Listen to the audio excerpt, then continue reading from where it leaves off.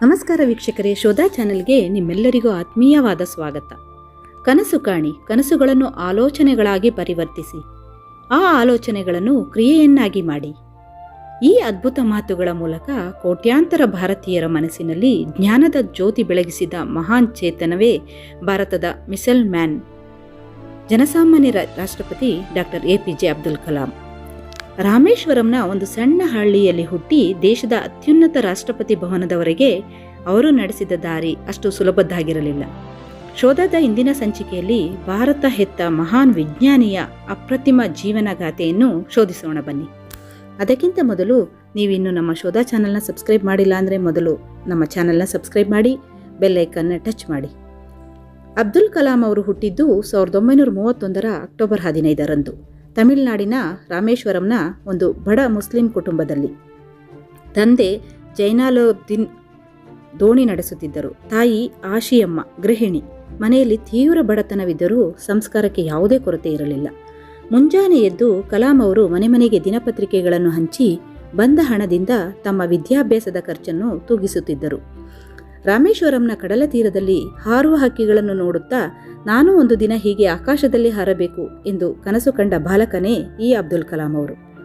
ಕಲಾಂ ಅವರಿಗೆ ಬಾಹ್ಯಾಕಾಶದ ಬಗ್ಗೆ ಇದ್ದ ಆಸಕ್ತಿ ಅವರನ್ನು ಮದ್ರಾಸ್ ಇನ್ಸ್ಟಿಟ್ಯೂಟ್ ಆಫ್ ಟೆಕ್ನಾಲಜಿಯಲ್ಲಿ ಏರೋನಾಟಿಕಲ್ ಇಂಜಿನಿಯರಿಂಗ್ ಓದುವಂತೆ ಮಾಡಿತ್ತು. ಆದರೆ ಅವರಿಗೆ ಪೈಲಟ್ ಆಗಬೇಕೆಂದ ತೀವ್ರ ಆಸೆ ಇತ್ತು. ದುರಾದೃಷ್ಟವಶಾತ್ ಏರ್ಫೋರ್ಸ್ ಆಯ್ಕೆ ಪಟ್ಟಿಯಲ್ಲಿ ಅವರಿಗೆ 9ನೇ ಸ್ಥಾನ ಸಿಕ್ಕಿತು. ಆದರೆ ಅಲ್ಲಿ ಲಭ್ಯವಿದ್ದಿದ್ದು ಕೇವಲ 8 ಸೀಟುಗಳು ಮಾತ್ರ.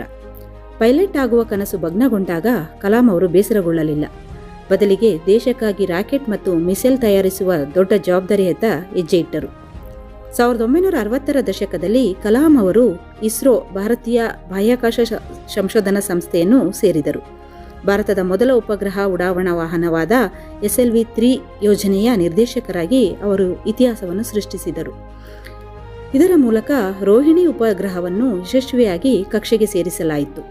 ನಂತರ DRDOದಲ್ಲಿ ಜವಾಬ್ದಾರಿ ವಹಿಸಿಕೊಂಡ ಕಲಾಂ ಅವರು ಭಾರತದ ರಕ್ಷಣಾ ರಂಗದ ಚಿತ್ರಣವನ್ನೇ ಬದಲಾಯಿಸಿದರು. Integrated guided missile development programme IGMDOP ಅಡಿಯಲ್ಲಿ ಭಾರತಕ್ಕೆ ಹೆಮ್ಮೆಯ ಮಿಸೈಲ್ಗಳಾದ ಪೃಥ್ವಿ, ಅಗ್ನಿ, ತ್ರಿಶೂಲ್, ಆಕಾಶ್ ಮತ್ತು ನಾಗ್ ಮಿಸೈಲ್ಗಳನ್ನು ನೀಡಿದರು. ಭಾರತವನ್ನು ಪರಮಾಣು ಶಕ್ತಿ ರಾಷ್ಟ್ರವನ್ನಾಗಿ ಮಾಡಿದ 1998ರ ಪೋಖ್ರಾನ್ 2 ಅಣುಬಾಂಬ್ ಪರೀಕ್ಷೆಯ ಮಹಾ ರೂವಾರಿ ಕೂಡ ಇದೇ ಅಬ್ದುಲ್ ಕಲಾಂ ಅವರು. ಈ ಸಾಧನೆಗಳೇ ಅವರಿಗೆ ಭಾರತದ ಮಿಸೈಲ್ ಮ್ಯಾನ್ ಎಂಬ ಅನ್ವರ್ಥನಾಮವನ್ನು ತಂದುಕೊಟ್ಟವು. ದೇಶದ ವಿಜ್ಞಾನ ಲೋಕಕ್ಕೆ ಕಲಾಂ ನೀಡಿದ ಕೊಡುಗೆಯನ್ನು ಗೌರವಿಸಿ ಭಾರತ ಸರ್ಕಾರ ಅವರಿಗೆ 1997ರಲ್ಲಿ ದೇಶದ ಅತ್ಯುನ್ನತ ನಾಗರಿಕ ಪ್ರಶಸ್ತಿಯಾದ ಭಾರತ ರತ್ನ ನೀಡಿ ಗೌರವಿಸಿತ್ತು. 2002ರಲ್ಲಿ ಅವರು ಭಾರತದ 11ನೇ ರಾಷ್ಟ್ರಪತಿಯಾಗಿ ಆಯ್ಕೆಯಾದರು. ರಾಷ್ಟ್ರಪತಿ ಭವನವೆಂದರೆ ಕೇವಲ ರಾಜಕಾರಣಿಗಳಿಗೆ ಮಾತ್ರ ಸೀಮಿತವಲ್ಲ, ಅದು ಜನಸಾಮಾನ್ಯರ ಆಸ್ತಿ ಎಂದು ತೋರಿಸಿಕೊಟ್ಟವರು ಕಲಾಂ ಅವರು. ಅವರು ರಾಷ್ಟ್ರಪತಿಯಾಗಿದ್ದಾಗಲೂ ಅತ್ಯಂತ ಸರಳ ಜೀವನ ನಡೆಸಿದರು.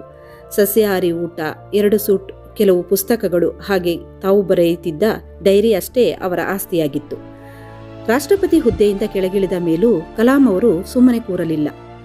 ದೇಶದ ಯುವ ಜನತೆಯನ್ನು, ಮಕ್ಕಳನ್ನು ಭೇಟಿಯಾಗಿ ಅವರಲ್ಲಿ ಕನಸುಗಳನ್ನು ಬಿತ್ತುವುದನ್ನೇ ತಮ್ಮ ಜೀವನದ ಗುರಿಯಾಗಿಸಿಕೊಂಡರು. ಮಿಷನ್ 2020ರ ಮೂಲಕ ಭಾರತವನ್ನು ದೊಡ್ಡ ಯಶಸ್ವಿ ರಾಷ್ಟ್ರವನ್ನಾಗಿ ನೋಡಲು ಬಯಸಿದ್ದರು. 2015ರ ಜುಲೈ 27ರಂದು ಮೇಘಾಲಯದ ಶಿಲ್ಲಾಂಗ್ನ IIIMನಲ್ಲಿ ವಿದ್ಯಾರ್ಥಿಗಳಿಗೆ ಉಪನ್ಯಾಸ ನೀಡುತ್ತಿದ್ದಾಗಲೇ ಅವರು ಹೃದಯಾಘಾತದಿಂದ ಕುಸಿದು ಬಿದ್ದರು. ದೇಶದ ಮಹಾನ್ ಚೇತನ ಕೊನೆಯುಸಿರೆಳೆಯಿತು. ತಾವು ಇಷ್ಟಪಡುತ್ತಿದ್ದ ಶಿಕ್ಷಕ ವೃತ್ತಿಯಿಂದಲೇ ವಿದ್ಯಾರ್ಥಿಗಳ ಮಧ್ಯೆಯೇ ಅವರ ಪ್ರಾಣಪಕ್ಷಿ ಹಾರಿ ಹೋಗಿತ್ತು. ಕಲಾಂ ಅವರು ಇಂದು ನಮ್ಮೊಂದಿಗಿಲ್ಲದೇ ಇರಬಹುದು, ಆದರೆ ಅವರ ಸರಳತೆ, ದೇಶಪ್ರೇಮ ಮತ್ತು ಅವರು ಬಿಟ್ಟು ಹೋದ ಪ್ರೇರಣಾದಾಯಕ ಆಲೋಚನೆಗಳು ಎಂದಿಗೂ ಅಮರ. ಸೋಲುಗಳನ್ನು ಎದುರಿಸುವುದು ಹೇಗೆ ಎಂದು ತಿಳಿಯದಿದ್ದರೆ ಯಶಸ್ಸನ್ನು ಅನುಭವಿಸಲು ಸಾಧ್ಯವಿಲ್ಲ ಎನ್ನುತ್ತಿದ್ದ ಈ ಮಹಾತ್ಮನ ಜೀವನ ಪ್ರತಿಯೊಬ್ಬ ಭಾರತೀಯನಿಗೂ ದಾರಿದೀಪ. ನಿಮಗೂ ಅಬ್ದುಲ್ ಕಲಾಂ ಅವರ ಯಾವ ಗುಣ ಅಥವಾ ಅವರ ಮಾತುಗಳು ಸ್ಫೂರ್ತಿ ನೀಡುತ್ತದೆ ಎಂಬುದನ್ನು ಕೆಳಗೆ ಕಮೆಂಟ್ ಮಾಡಿ ತಿಳಿಸಿ. ಈ ವಿಡಿಯೋ ಇಷ್ಟವಾಗಿದ್ದರೆ ಲೈಕ್ ಮಾಡಿ, ಶೇರ್ ಮಾಡಿ, ನಮ್ಮ ಶೋಧ ಚಾನಲ್ಗೆ ಸಬ್ಸ್ಕ್ರೈಬ್ ಆಗೋದನ್ನು ಮರಿಬೇಡಿ. ನಾಳೆ ಮತ್ತೊಂದು ರೋಚಕ ಶೋಧ ಮಾಹಿತಿಯಲ್ಲಿ ಮತ್ತೆ ಸಿಗೋಣ. ಶೋಧ ಸದಾ ನಿಮ್ಮೊಂದಿಗೆ. ಧನ್ಯವಾದಗಳು.